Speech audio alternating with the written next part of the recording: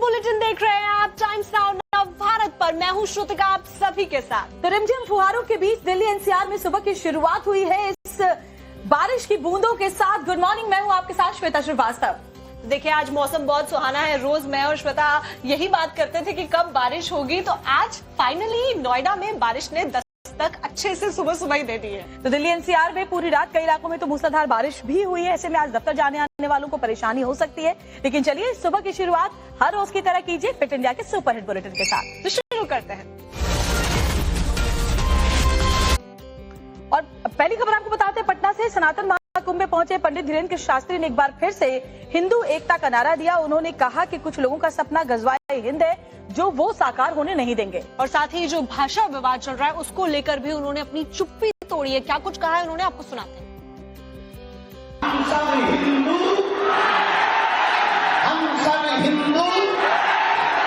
पटना में आयोजित सनातन महाकुंभ में संतों का रेला देखने को मिला, लेकिन जिन चुनिंदा लोगों को लोग सुनने आए थे उनमें सबसे आगे नाम था बागेश्वर धाम के प्रमुख पंडित धीरेन्द्र शास्त्री का। बाबा ने भी बोलना शुरू किया तो रुके नहीं। गजवाए हिंद से लेकर हिंदू राष्ट्र तक नई लकीर खींच दी। भारत की ये भूमि जहां हमारा भरोसा है कि यदि भारत हिंदू राष्ट्र होगा तो पहला राज्य बिहार होगा। बाबा बागेश्वर ने अलग अलग राज्यों में चल रहे भाषा विवाद पर प्रतिक्रिया दी और हिंदुओं से एकजुट रहने की मंच से अपील कर डाली। कहीं भाषावाद की लड़ाई चल रही, कहीं क्षेत्रवाद की लड़ाई चल रही, कहीं जातिवाद की लड़ाई चल रही। हमारी एक ही प्रार्थना है, हिंदुओं को घटने मत देना, हिंदुओं को कटने मत देना। हिंदुओं जातवाद से ऊपर उठकर राष्ट्रवाद के लिए जीना। बाबा ने देश विरोधी ताकतों को भी निशाने पर लिया और हिंदू एकता का नारा दिया। यदि राष्ट्रवाद के लिए नहीं जियोगे तो इस देश को बहुत सी ताकतें गजवाए हिंद बनाना चाहती हैं और बिहार के पागलों, हमारा एक ही सपना है, भगवाए हिंद होना चाहिए। अगर हुआ मेरे धर्म पर घात तो मैं प्रतिघात करूंगा, क्योंकि मैं हिंदू हूं, सिर्फ हिंदुत्व की बात करूंगा। बाबा ने दो टूक कहा कि उनको किसी धर्म से नहीं बल्कि हिंदुओं को लड़ाने वालों से दिक्कत है। हम किसी मजहब के विरोधी नहीं हैं, न हमें मुसलमानों से दिक्कत है, न हमें ईसाइयों से दिक्कत है। हमें तो हिंदुओं में रहने वाले उन हिंदुओं से दिक्कत है जो जातियों के नाम पर हिंदुओं को लड़ाते हैं। पंडित धीरेन्द्र शास्त्री ने कहा कि चुनाव के बाद वो बिहार में भी पद यात्रा करेंगे।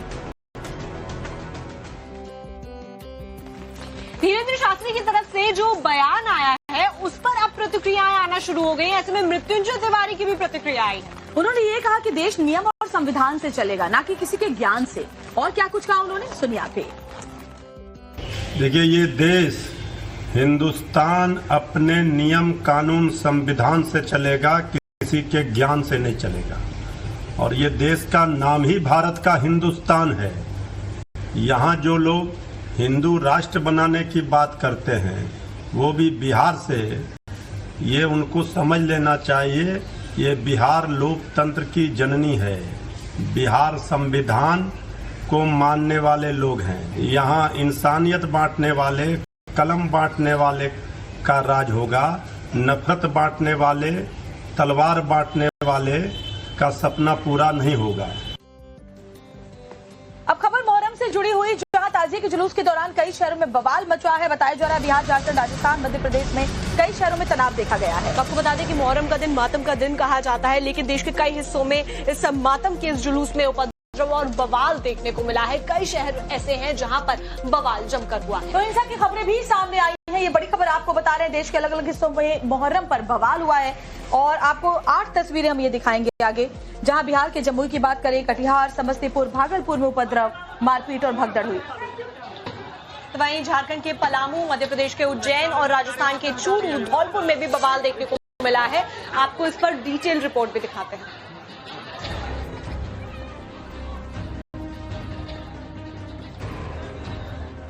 बिहार से राजस्थान तक मुहर्रम के जुलूस में बवाल देखने को मिला। बिहार के जमुई, कटिहार, भागलपुर, समस्तीपुर में पथराव और मारपीट देखने को मिली, तो वहीं झारखंड के पलामू, मध्य प्रदेश के उज्जैन, राजस्थान के चूरू और धौलपुर से मातम के दिन तनाव का माहौल बनता नजर आया। बिहार के कटिहार में जुलूस के दौरान एक पक्ष पर पथराव का आरोप लगा, वहीं मंदिर पर पथराव के आरोप को लेकर बवाल हो गया। बिहार के जमुई में जुलूस के रूट को लेकर टकराव देखने को मिला, लोग लाठी डंडे और हथियार लेकर आमने सामने हो गए। बताया जा रहा है कि बवाल में 6 से ज्यादा लोग जख्मी हुए हैं। समस्तीपुर में जुलूस के दौरान मार्केट में उपद्रव किया गया, उपद्रवियों ने दुकान के शटर पर हमला किया, दुकान के कर्मचारियों पर मारपीट करने और सामान को सड़क पर फेंकने का आरोप है। हालांकि पुलिस ने आरोपियों की पहचान कर ली है और कार्रवाई का भरोसा दिया है। झारखंड के पलामू में भी टकराव देखने को मिला। मुहर्रम के रूट को लेकर पहले से विवाद चला आ रहा था, लेकिन विवादित रूट से ताजिया निकला तो दोनों पक्ष आमने सामने आ गए। बवाल में 2 लोग घायल बताए जा रहे हैं। राजस्थान के चूरू में जुलूस के दौरान मुस्लिम समुदाय के ही 2 गुट आमने सामने आ गए, जिसके बाद हिंसक बवाल हुआ और एक शख्स की मौत हो गई। धौलपुर से भी बवाल की तस्वीरें सामने आई हैं। जुलूस के बीच लाउड स्पीकर की आवाज को लेकर विवाद हुआ और फिर 2 गुट आमने सामने आ गए। झगड़े में करीब 6 लोग घायल हो गए। प्रशासन ने मौके पर पहुंचकर हालात को कंट्रोल किया। तब आपको खबर बताते हैं लखीमपुर खीरी से, जहां पर प्रशासन और लोगों की चूक सामने आई है और ये बताती है कि हल्की सी चूक भी सैकड़ों लोगों का काल बन सकती है। देखिए, ताजिया बनाने की जो ऊंचाई की इजाजत थी वो 15 फीट की थी, लेकिन लोगों ने 170 फीट ऊंचाई वाला ताजिया बना दिया। और उसके बाद क्या हुआ, देखिए रिपोर्ट। 170 फीट ऊंचा ताजिया हाई टेंशन तार पर गिरा, अफरा तफरी का माहौल। गगनचुंबी ताजिया लेकिन हाई टेंशन तार पर गिरा। घटना यूपी के लखीमपुर खीरी से सामने आई है। बनवारीपुर के ताजिया मेले में 170 फीट ऊंचा ताजिया बना दिया गया। जब इस ताजिए को उठाने की बारी आई तो उसका बैलेंस बिगड़ गया और देखते ही देखते गगनचुंबी ताजिया हाई टेंशन लाइन पर जा गिरा। हैरान करने वाली बात यह है कि हादसे के दौरान पुलिसकर्मी मौके पर मौजूद थे और प्रशासन की ओर से 15 फीट ऊंचा ताजिया न बनाने के निर्देश दिए गए थे। इसके बावजूद 170 फीट यानी कि तय ऊंचाई से 10 गुने से ज्यादा बड़ा ताजिया बन गया। ऐसे में अगर हाई टेंशन तार टूटकर लोगों पर आ गिरता तब हादसे की जवाबदेही किसकी होती। गनीमत रही कि ताजिया टूटने के दौरान इलाके की इलेक्ट्रिक सप्लाई बंद थी, जिससे करंट जैसे हालात नहीं बने, लेकिन थोड़ी देर के लिए मेले में हालात भगदड़ जैसे बन गए। घटना के बाद प्रशासन पर ताजिया मेले में सुरक्षा इंतजामों को लेकर सवाल खड़े हो रहे हैं।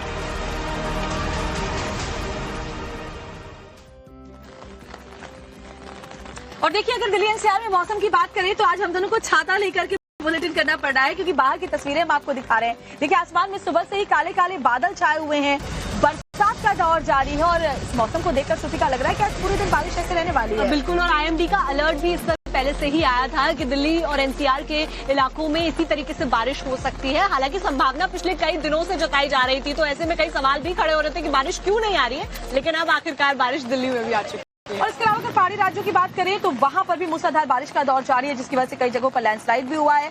हिमाचल और अगर उत्तराखंड की बात करें तो नदियां यहां उफान पर हैं, पहाड़ दरक रहे हैं। आपको ये भी बता दें कि तीनों प्रदेशों में भारी बारिश की चेतावनी जारी कर दी गई है और भारी बारिश की वजह से जगह जगह पर भूस्खलन की भी जो हादसे हैं वो भी नजर आए हैं। और मैदानी इलाकों में क्या हालात है, देखिए रिपोर्ट में खबर।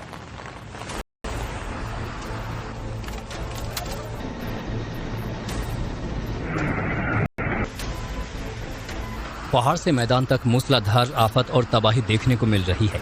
हिमाचल के कांगड़ा में बारिश और लैंडस्लाइड का दौर जारी है। आज भी कांगड़ा घाटी के लिए रेड अलर्ट है। नदी नाले उफान पर हैं। लैंडस्लाइड के चलते कई पेड़ उखड़कर कांगड़ा शिमला हाईवे पर आ गिरे, जिसके चलते हाईवे बंद हो गया। हालांकि बाद में प्रशासन ने पेड़ों को हटाकर ट्रैफिक को बहाल किया। मंडी में बादल फाड़ तबाही का असर अब भी देखने को मिल रहा है। प्रभावित लोगों तक वायुसेना के हेलीकॉप्टर के जरिए राहत सामग्री पहुंचाई जा रही है। मंडी के जनजहली समेत कई गांव बाढ़ और लैंडस्लाइड के चलते संकट से जूझ रहे हैं। कई दिन से बारिश का इंतजार कर रही राजधानी दिल्ली के लिए भी रविवार की रात राहत भरी रही। जनपद समेत कई इलाकों में बारिश का दौर देखने को मिला, जबकि कई इलाकों को अब भी बारिश का इंतजार है। यूपी के मुरादाबाद में बारिश से लोग बेहाल नजर आए। थोड़ी ही देर की बारिश में पूरा शहर पानी पानी हो गया। सड़कों पर पानी भरने से ट्रैफिक को भारी परेशानी का सामना करना पड़ा, तो वहीं रोड पर खड़ी कई गाड़ियां पानी में डूब गईं। मूसलाधार बारिश के चलते कई चौराहे पूरी तरह जलमग्न हो गए। ऐसे में पानी भरने से कई बाइक बंद हो गई, जिन्हें लोग घसीटते हुए नजर आए।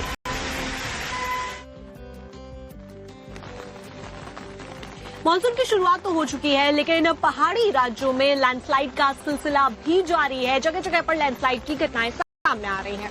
उत्तराखंड और हिमाचल की बात करें तो तस्वीरें वहां से भयावह सामने आ रही है। नदी नाले उफान पर हैं, कई लोगों की जिंदगियां भी इस दौरान उनकी जिंदगियां भी खत्म हो गई। अगर उत्तराखंड की बात करें तो बहुत से लोग लापता भी बताए जा रहे हैं। वही मैदानी इलाकों में राजस्थान, पंजाब, इसके अलावा उत्तर प्रदेश, मध्य प्रदेश की बात करें तो मूसलाधार बारिश का दौर जारी है। वहीं आपको बता रहे हैं कि हिमाचल प्रदेश, उत्तराखंड, दिल्ली और उत्तर प्रदेश की आप तस्वीरें भी आप देख रहे हैं कि हिमाचल और उत्तराखंड में दोनों ही पहाड़ी राज्य हैं और ऐसे में कुदरत का कहर देखने को वहां पर मिल रहा है। एक रिपोर्ट आपको दिखाते हैं जुड़ी हुई इससे।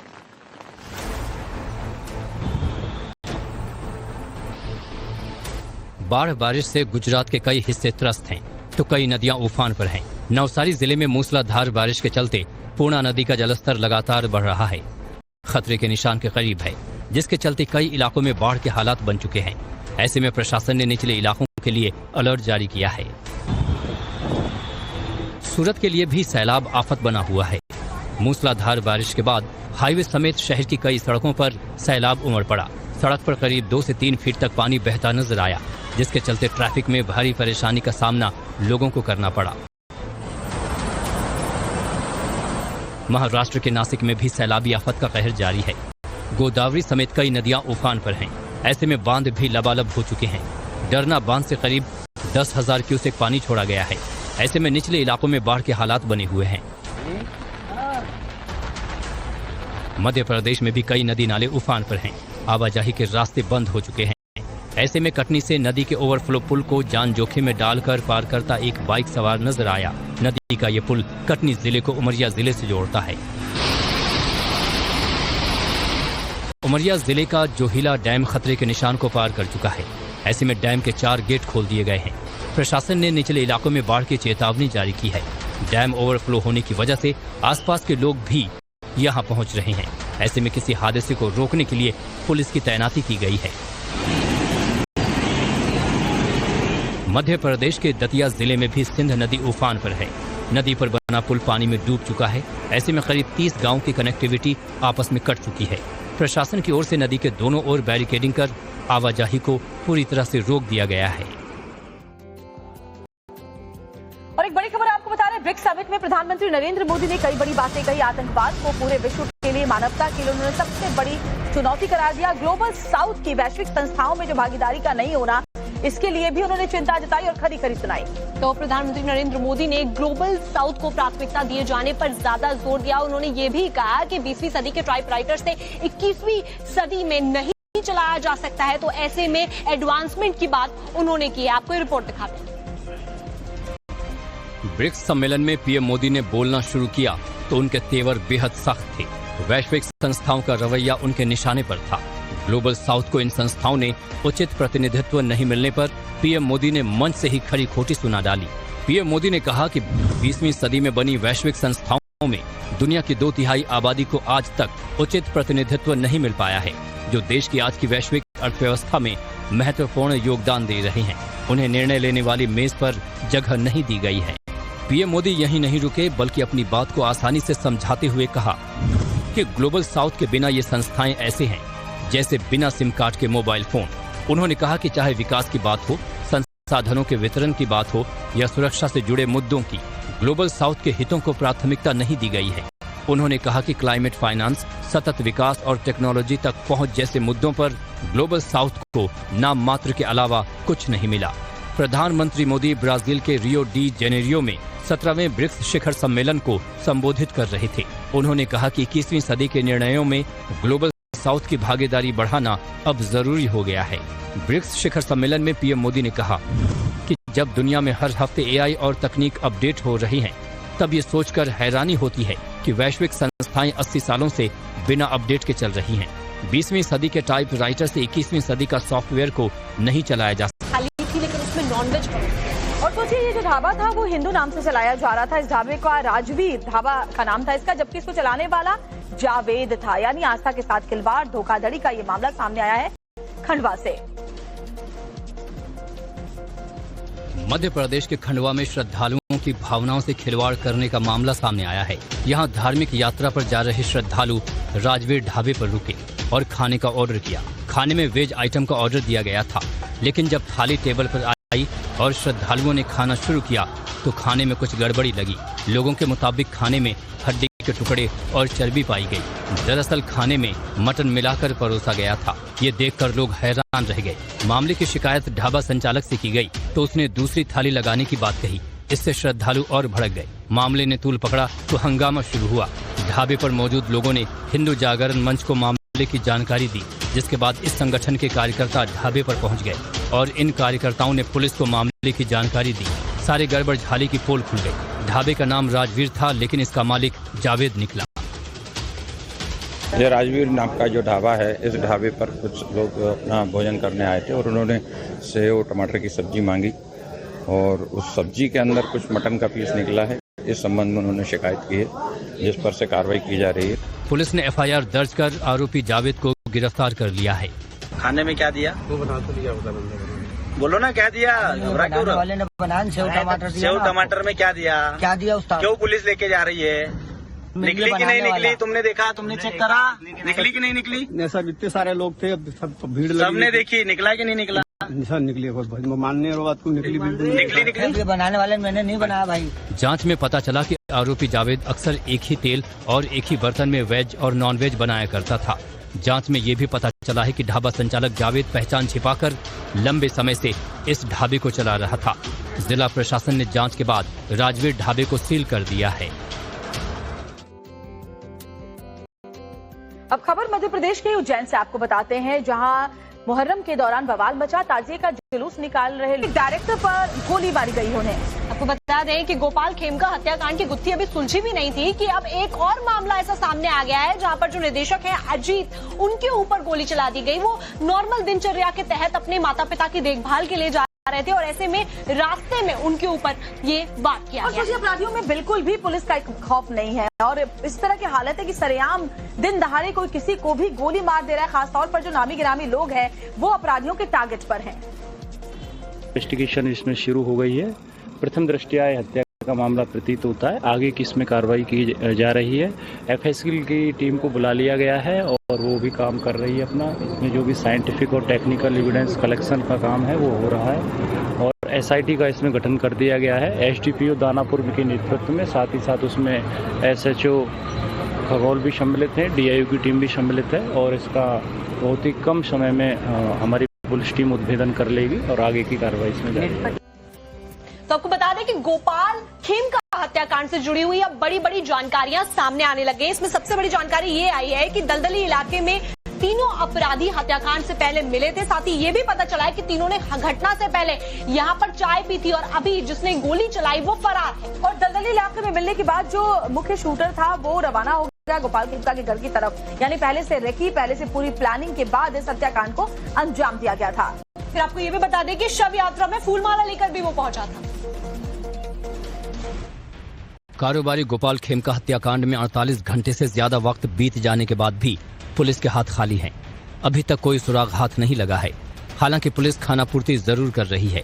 गोपाल खेमका हत्याकांड में आईजी ने बेऊर जेल के डिप्टी सुपरिटेंडेंट और असिस्टेंट सुपरिटेंडेंट को शो कॉज नोटिस भेजा है।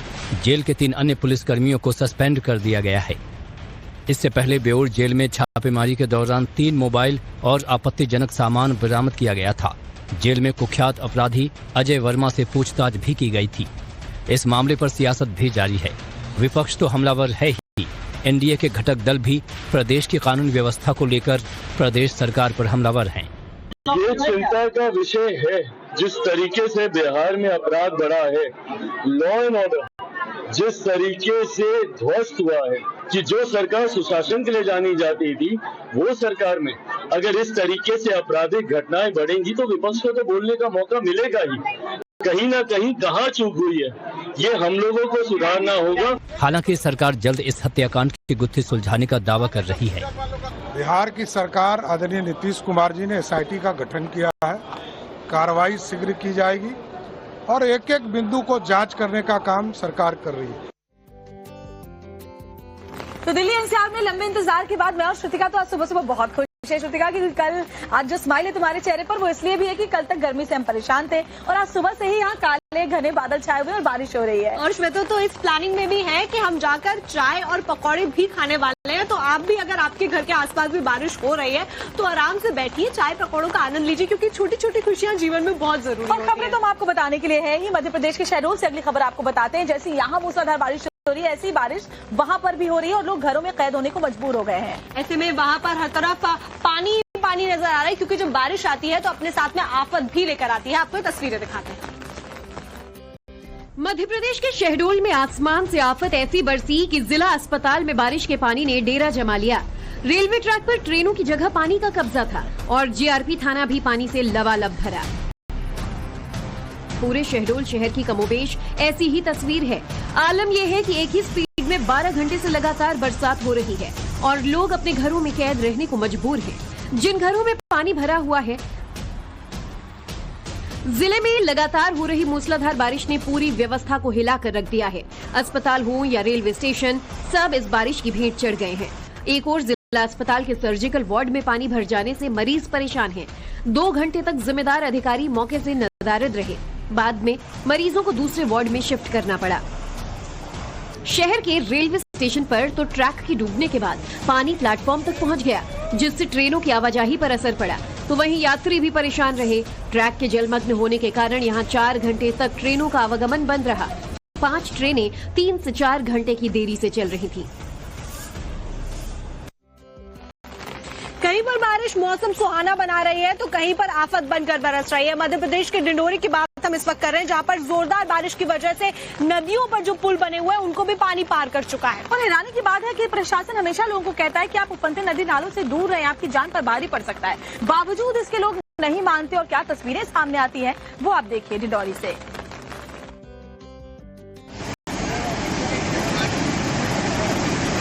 बाढ़ का पानी पुलिया के ऊपर से बह रहा है, लेकिन लोग हैं कि जान जोखिम में डाल रहे हैं।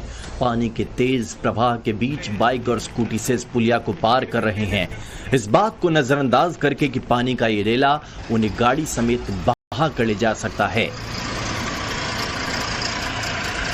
जलतांडव के बीच रिस्क लेते लोगों की ये तस्वीरें मध्य प्रदेश के डिंडोरी से आई हैं।